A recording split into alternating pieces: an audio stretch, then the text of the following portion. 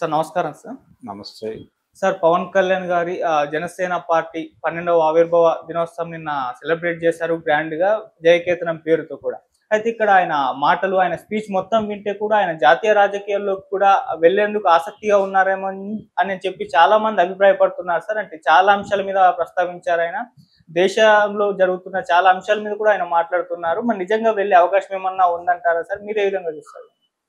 అంటే ఆయన ఎన్‌డీఏ భాగస్వామ్య పక్షంగా ఉన్నాడు జనసేన నుంచి.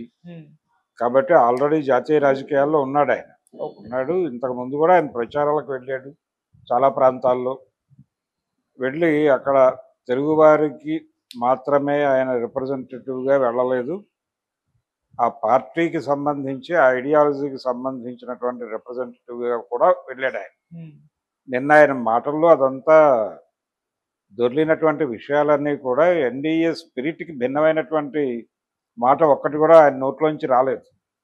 పైగా చాలా విపరీతమైనటువంటి ప్రేమతో, ఆదరణతో మాట్లాడాడు ఆయన. మాట్లాడే క్రమంలో ఆయన ప్రధానంగా ఒక మాట వాడాడు. Right to left, left to right ఇలా మాట్లాడుతూ ఉంటారు చాలామంది నా గురించి అని కూడా మాట్లాడాడు. మాట్లాడుతూ నేను మంచి ఎక్కడున్నా తీసుకుంటాను.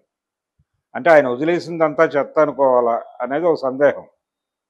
ఇలా ఆయన తన ప్రయాణం కొనసాగినటువంటి తీరు చెగువేరా నుంచి నరేంద్ర మోడీ వరకు ఈ ట్రావెల్ గురించి చాలా విషయాలు స్పష్టంగా చెప్పే ప్రయత్నం అయితే చేశాడు. దాన్ని మనం ఆదరిద్దాం, తప్పేం లేదు. వారి అభిప్రాయం వారిది. ఆయన హిందీ గురించి మాట్లాడినటువంటి సందర్భము ఇవన్నీ, అలాగే ఇతర దేశాల్లో ఉన్నటువంటి హిందువులు, పర్టికులర్గా భారతదేశం నుంచి విభజనకి గురైనటువంటి పాకిస్తాన్, బంగ్లాదేశ్లో ఉన్నటువంటి హిందువుల స్థితిగతులు, నేపాల్లో స్థితిగతులు, వీటన్నిటినీ కూడా ప్రస్తావించే ప్రయత్నం చేశాడు ఆయన. ఈ ప్రయత్నం జరిగితే ఆయన స్థాయి జాతీయ రాజకీయాలను మించి అంతర్జాతీయ రాజకీయాల దాకా విస్తరించినట్టుగా మనకి కనిపిస్తుంది. ఆయన చెగువేరా గురించి మాట్లాడటం దగ్గరే అంతర్జాతీయ స్థాయి ఆయన. సో ఇప్పుడు ఈ విషయాలు మాట్లాడటంలో కూడా సనాతన ధర్మాన్ని అంతర్జాతీయ స్థాయికి తీసుకెళ్ళి మాట్లాడుతున్నాడు అనుకోవాలి.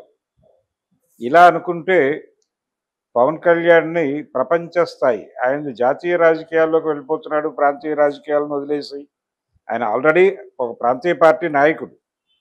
ఒక ప్రాంతీయ పార్టీ నాయకుడు జాతీయ రాజకీయాలు మాట్లాడవచ్చు, అంతర్జాతీయ రాజకీయాలు మాట్లాడవచ్చు. మాట్లాడటం తప్పేం కాదు, కానీ ఆయన పర్సెప్షన్ లోకలైజ్ అయి ఉండాలి.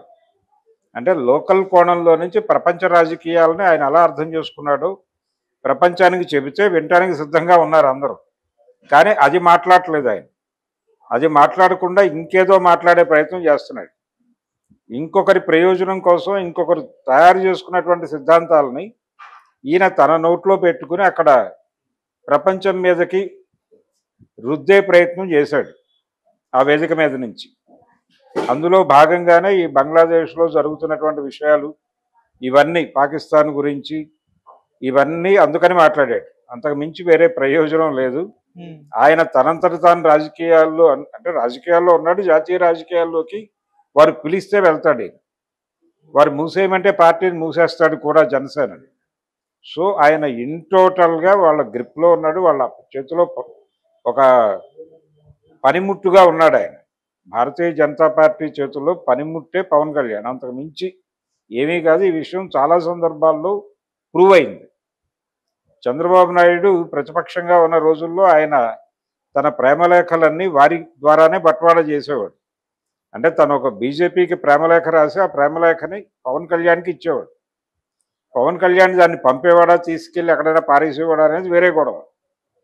ఆ స్థాయి నమ్మకం ఇప్పటికీ పవన్ కళ్యాణ్ ఏం మాట్లాడినా చంద్రబాబు ఎందుకు కాదనటం లేదు, కాంట్రడక్ట్ చేయటం లేదు, బాధపడటం లేదు అంటే ఆయన మీద ఈయనకున్నటువంటి రెస్పెక్ట్, ఆ రెస్పెక్ట్ వెనకాల ఉన్నటువంటి భారతీయ జనతా పార్టీ, ఆ పార్టీతో ఈయనకున్నటువంటి సంబంధాలు, ఆ పార్టీకి ఈయన మీద ఉన్నటువంటి అభిప్రాయాలు, వీటన్నిటినీ పరిగణనలో తీసుకునే చంద్రబాబు కానీ లోకేష్ కానీ చాలా కంట్రోల్లో వ్యవహరిస్తున్నారు. పవన్ కళ్యాణ్ వ్యవహారానికి సంబంధించి ఆయన విషయాలకు అంటే ఆయన మాట్లాడిన మాటల మీద స్పందించడానికి కూడా వీళ్ళు ఇబ్బంది పడేటువంటి పరిస్థితి.